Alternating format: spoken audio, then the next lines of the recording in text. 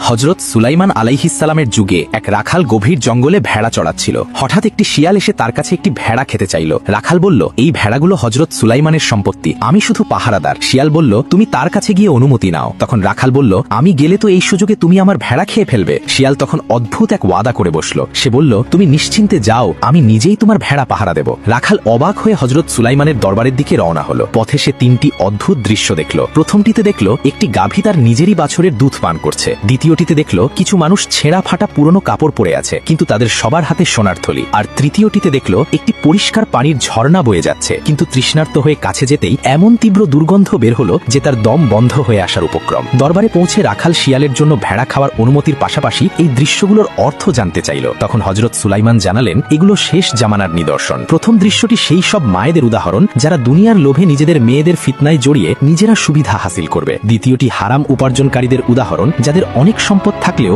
জীবনে কোনো বরকত বা শান্তি থাকবে না, তারা ফকিরের মতোই অতৃপ্ত থাকবে। আর তৃতীয়টি হলো শেষ জামানার ভণ্ড আলেম ও নামধারী দিনদারদের উদাহরণ, যাদের বাইরের রূপ দেখতে সুন্দর ও পবিত্র মনে হলেও তাদের অন্তর দুনিয়ার মোহে পরিপূর্ণ থাকবে। ভয়ে কেঁপে উঠে রাখাল জঙ্গলে ফিরে এলো। দেখল শিয়ালটি সত্যিই তার ওয়াদা পালন করেছে। নবীর অনুমতির কথা শুনে শিয়ালটি পাল থেকে সবচেয়ে দুর্বল আর অসুস্থ একটি ভেড়াকে বেছে নিল। রাখাল অবাক হয়ে এর কারণ জানতে চাইলে শিয়ালটি উত্তর দিল, আমি একেই বেছে নিয়েছি কারণ এই ভেড়াটি তার রবের জিকির থেকে গাফেল ছিল। একটু গভীরভাবে ভেবে দেখুন, আজ আমরা শ্রেষ্ঠ জীব হয়েও দুনিয়ার মোহে সৃষ্টিকর্তাকে ভুলে বসে আছি।